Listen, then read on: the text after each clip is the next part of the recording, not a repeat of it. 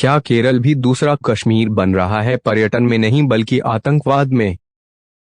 30 जून 2021 को श्री लोकनाथ बेहेरा आईपीएस केरल राज्य पुलिस के सबसे लंबी अवधि के लिए पुलिस प्रमुख रहने के बाद सेवानिवृत्त हुए।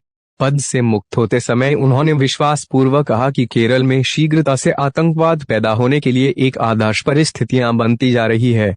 पुलिस प्रमुख ने अपनी चिंता वहां के शिक्षा तथा व्यवसाय के लिए योग्य युवाओं में बढ़ते हुए कट्टरपन के बारे में जताई। उन्होंने यह भी स्वीकार किया कि केरल में आतंकियों के बहुत से स्लीपिंग सेल अपनी गतिविधियां चला रहे हैं। यही सच है कि केरल विदेशी सहायता पर पनपने वाले आतंकवादियों के लिए अच्छा स्थान बनता जा रहा है। यह कटु सत्य है, इस भगवान की धरती में किसी भी जगह पर एक रात में आतंकवाद शुरू नहीं होता। इसके लिए बहुत से साल, कभी कभी दशक लग जाते हैं। इसके लिए आदर्श माहौल बनाने के लिए इसमें देखने योग्य तथ्य है कि भारत में सबसे ज्यादा आतंकवाद से प्रभावित जम्मू कश्मीर राज्य में भी सालों की तैयारी के बाद आतंकवाद का गंदा चेहरा पहली बार 1989 दिखाई दिया था।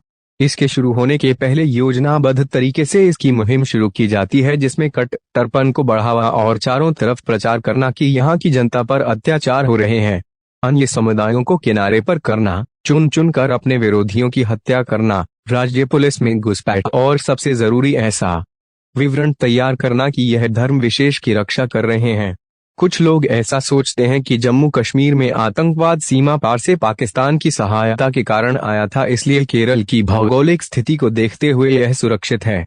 इस समय जब पूरा विश्व एक दूसरे से जुड़ा हुआ है, इस स्थिति में केरल में आतंकवाद को मदद के केवल पाकिस्तान से नहीं बल्कि पूरी दुनिया से मिल रही है।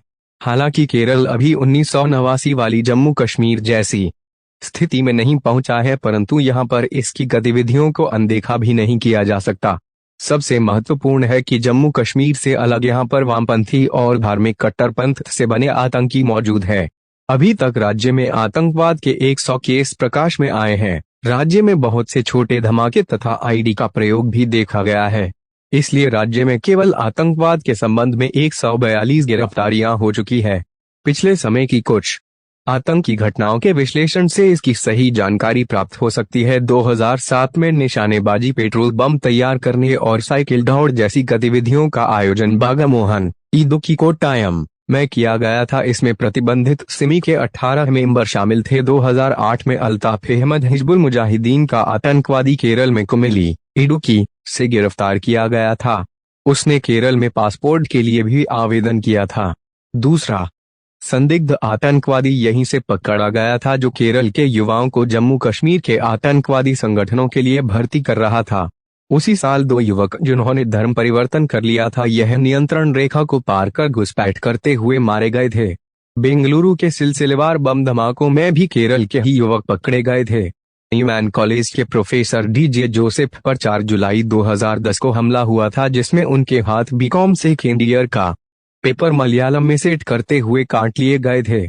इन पर पॉपुलर फ्रंट ऑफ इंडिया के मेंबरों ने आरोप लगाया था कि यह इस्लाम की निंदा कर रहे थे। 2011 में ऐसी सूचना है कि सिमी तथा माओवादी समूह के कार्यकर्ताओं ने समन्वय मीटिंग की। 2012 में राष्ट्रीय जांच संस्था को केरल में नकली नोट छापने वाले एक गिरोह की सूचना मिली थी।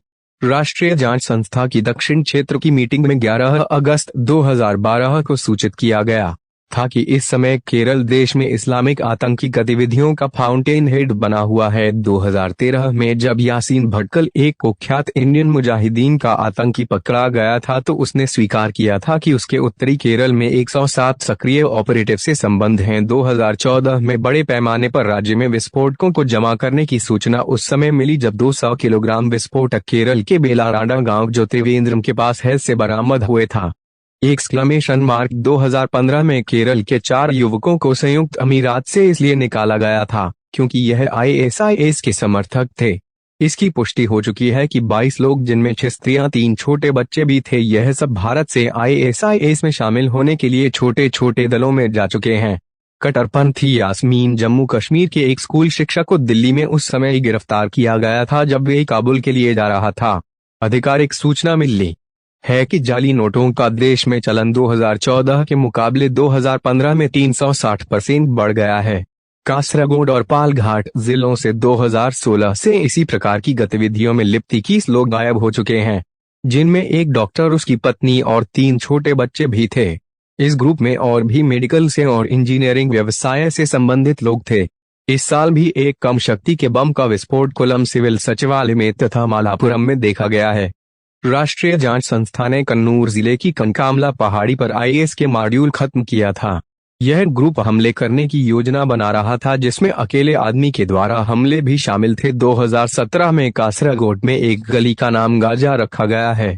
यह पादाने गांव के नजदीक है, जहां से बहुत से युवक 2016 में गायब हो चुके हैं, जिनका बाद में पता चला कि यह आईएस में सीरिया में शामिल हो चुके हैं। इस साल भी सूचना आई है कि 10 मलयाली युवक सीरिया में मारे जा चुके हैं। कुछ आईएस समर्थकों को 2018 में उस समय गिरफ्तार किया गया था जब यह सीरिया के लिए भागने की कोशिश कर रहे थे। 16 अप्रैल 2018 को केरल के उत्तर के कुछ चयनित जिलों में अजीब तरह का बंद देखने में आया। एक अघोषित शीघ्रता से हड़ताल का आयोजन किया गया, जिसे व्हाट्सएप हड़ताल का नाम दिया गया था। इसमें जम्मू कश्मीर के कठुआ में एक 8 साल की नाबालिग बच्ची के साथ बलात्कार एवं हत्या के लिए इंसाफ की मांग की गई थी। सांप्रदायिक हड़ताल के कारण केरल के ज्यादातर उत्तरी जिलों में भारी हिंसा देखी गई थी। बाद में बंद का समर्थन करने वाली भीड़ ने जनता की तथा व्यक्तिगत बहुत सी संपत्ति को बर्बाद किया था, जिसके कारण आम जनता में भय व्याप्त हो गया। इस व्हाट्सएप हड़ताल का उद्देश्य पूरे राज्य में सांप्रदायिक दंगे भड़काना था। मार्च 2019 में एक संदेहात्मक माओवादी नेता सीपी जलील केरल पुलिस द्वारा मारा गया था। इसके अलावा 3 और संदेहात्मक माओवादी को राज्य पुलिस ने 2019 में समाप्त किया था। वायनाड के कलपेटा के पालगाड़ जंगल में अलंद सुहेब तथा तबाह फजल को माओवादियों से संबंध रखने के कारण गिरफ्तार किया गया था। राज्य के आंतरिक भागों से माओवाद के पेपर और पंपलेट बांटने की घटनाओं की सूचना मिल रही है। 3 नवंबर 2020 को एक संदेहात्मक माओवादी आतंकी वानामाला आदिवासी गांव में केरल पुलिस के तलाशी अभियान में मारा गया था। 13 नवंबर 2020 में कुट्टियाडी के पास काकुनी की मस्जिद के आसपास पुलिस को स्टील के 5 बम बरामद हुए थे, जिन्हें यहां पर फेंक दिया गया था। इन आतंकी हरकतों के अलावा आजकल केरल में अजीब तरह की चुनौतियां देखी जा रही है। यह एक ऐसा आदर्श राज्य बन गया है जहां पर बहु अपराध एक आम बात बन गई है। यहाँ बहुत से अपराध ना दिखाई देते हैं और इनके सारे आपराधिक तंत्र एक दूसरे से जुड़े हुए हैं। इन आपराधिक गतिविधियों को राजनीतिक संरक्षण प्राप्त है, जिसके पीछे यह अपराधी छुपे रहते हैं। पिछले कुछ महीनों में केरल में सोने और नशीली दवाओं की तस्करी के मामलों में बहुत बड़ा उछाला देखा गया है। 5 जुलाई 2020 को ही सोने की तस्करी के मामले में कस्टम अधिकारियों ने त्रिवेंद्रम हवाई अड्डे पर 30 किलोग्राम सोना बरामद किया, जिसकी कीमत 14.2 करोड़ है। यह सोना एक डिप्लोमेटिक बैग से बरामद किया गया था, जिसे संयुक्त राष्ट्र अमीरात काउंसलेट में पहुंचाया जाना था। इस बहु अपराध के विस्तार को इस तथ्य से आ जा सकता है कि राज्य के मुख्यमंत्री के प्रमुख सचिव को इसी प्रकार के एक अपराध में लिप्त पाया गया था। आजकल केरल में ऐसा कोई दिन नहीं जाता जब सोने की तस्करी में लिप्त तस्कर जांच एजेंसी द्वारा नहीं पकड़े जाते। आर्थिक वर्ष 2018 से 19 में कस्टम विभाग ने केरल के विभिन्न हवाई अड्डों से 251 किलोग्राम सोना पकड़ा था। वास्तव में नशीली दवाओं और सोने की तस्करी के मामले और भी ज्यादा हो सकते हैं, क्योंकि जो एजेंसियों द्वारा केवल कुछ गिने चुने केस ही पकड़े गए हैं। केरल में तस्करों, हिंसक माफिया और पॉलिटिकल लीडर्स का गठजोड़ यहाँ की शांति और समाज के विकास के लिए एक चुनौती के रूप में उभरा है। इसलिए इन सबसे साफ हो जाता है कि केरल पूरे आतंकवाद के खतरनाक रास्ते पर चल रहा है। यह सत्य है कि केंद्र की अन्य सुरक्षा संस्थाओं के साथ राज्य में केरल पुलिस आतंकवाद को रोकने के लिए सक्रिय है। इसके लिए उसने कट्टरपन के विरुद्ध अभियान छेड़ा है, परंतु इसमें ज्यादा जरूरी है कि इस खतरे के बारे में केरल की जनता स्वयं सावधान होकर इसको रोकने में सहयोग करें।